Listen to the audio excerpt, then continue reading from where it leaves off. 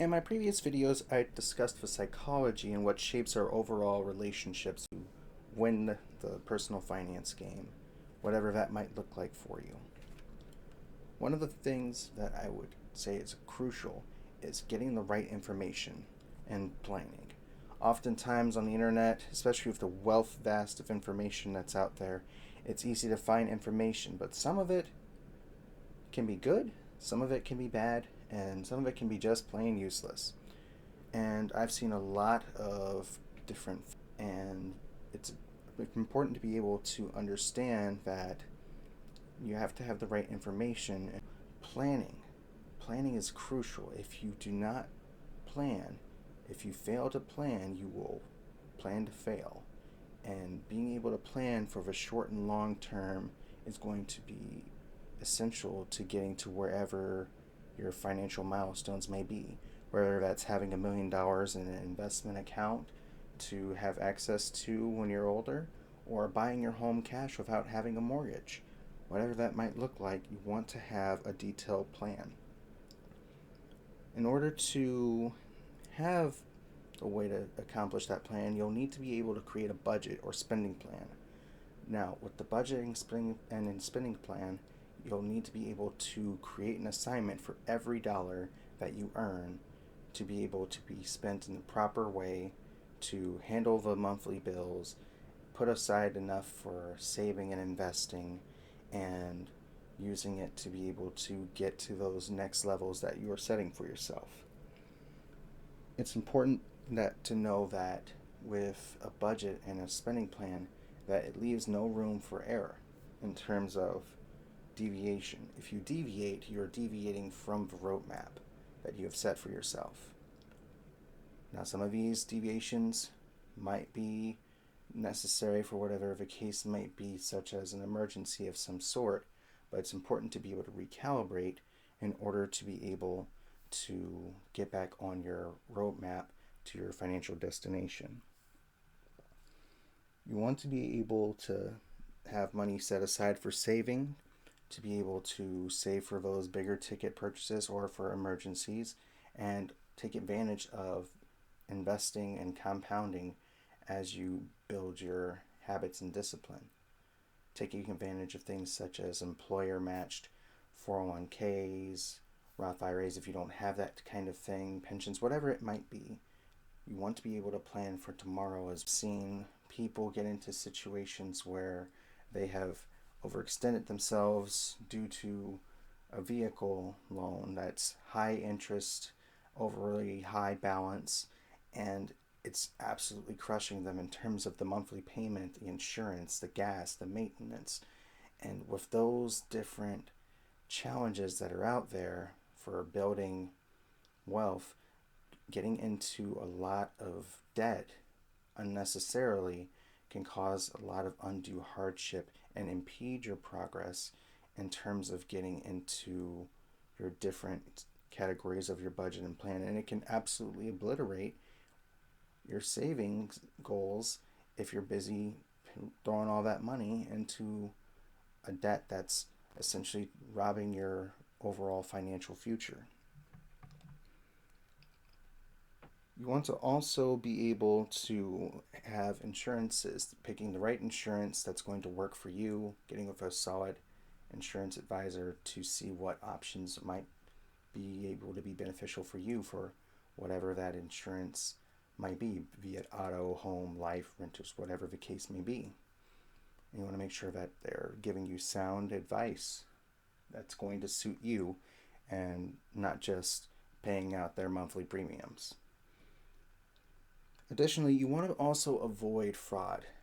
I've seen this several times where people have fallen into traps where it sounds good, but no one's going to give you anything for nothing. It doesn't work like that in life. And if it sounds too good to be true, more than likely it is. And avoiding those different frauds and scams are paramount, as they can be as detrimental as having a fraudulent account put out in your name, or all the way up to having your life savings given up in a romance scam that was from someone overseas.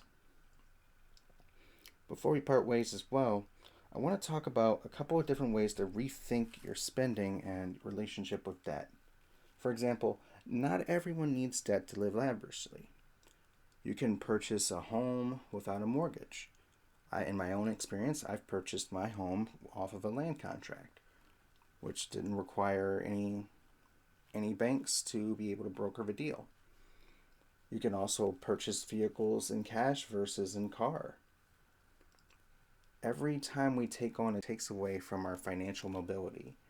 It eventually turns into a potential pitfall, a potential snare in our overall growth in our finances. And while we're busy paying out that money, we're making someone else rich. You can also choose different paths that lead to financial freedom. A lot of us, I'm sure around my age group and younger and older, have been told go to school, get a good job, and get good grades, and you'll get a great job after. For a lot of us, that was not the case. And everyone, but if you're going into technical school or certification programs, those are different ways that you can get certified to do the work that you want to do with your life, or finding ways to learn things on your own and build your own business and brand, whatever that might look like. Spending less can also lead to bigger rewards. And those rewards might not be apparent if you're thinking in the short term, but for those who are looking at it from a long term view, you'll be able to see the benefits of making spending decisions as you figure out ways to make the most out of spending less. You want to also be able to give every single consideration when looking at taking on debt with a high degree of caution. Because as I mentioned before, taking on a lot of debt can hinder you in terms of your overall financial journey. It can be a heavy ankle weight when you're trying to swim upstream or even down the stream. You want to be able to really think, do I need to get this right now? Is this car worth setting me back 5, 4, 6, 7 years, whatever the case may be, at X dollars per month at X% APR? Can I wait another 2 weeks to save up the money for whatever I would like to purchase instead of impulse purchasing it on my credit card? Can I afford to wait till it's on sale? And also, you want to be able to pay off debt in terms of your minimums. You want to be able to pay more than the minimum, because in the grand scheme of things, if you're paying just your minimums, then you're not really going to be able to get out of that debt as soon as you want, and you'll also be paying more in the long-term scheme of things when all is said and done, when the loan has been paid off.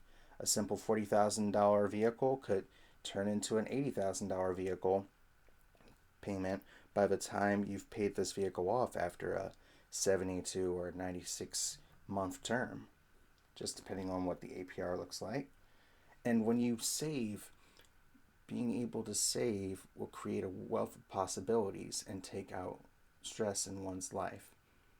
Because now, with savings that are stockpiled and ready to go, we're prepared in case of a job loss. We're prepared in case the transmission goes out on the vehicle. We're prepared in case the furnace goes out.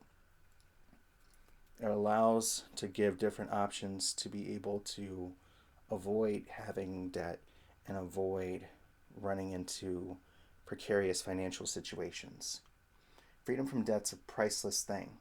Despite the media throwing out messages about the beauty of using credit cards to add pleasure to your own life, being debt-free when you're spending is way better, because you own whatever it is free and clear when you're not taking out debt to be able to obtain the things that you want. In a way, you're becoming your own master versus being a slave to the creditors and banks that are out there that are trying to keep you in bondage. In my own example, there's a lot of things I've paid for in cash, and there are some I've paid for in credit in my younger years, but I will take the things that I bought in cash every single time over the things that I have paid for in credit, because at the end of the day, Those are now mine, and those are now to my benefit without having to worry about anyone coming to take them from me. I want to hear more about what your own challenges are or your own journey in terms of personal finance.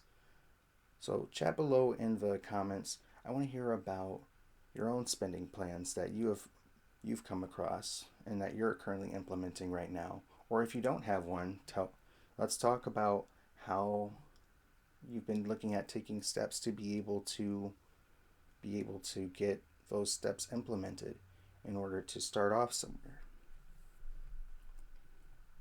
Thank you for your time, and I look forward to look forward to speaking to you in the next one. Take care.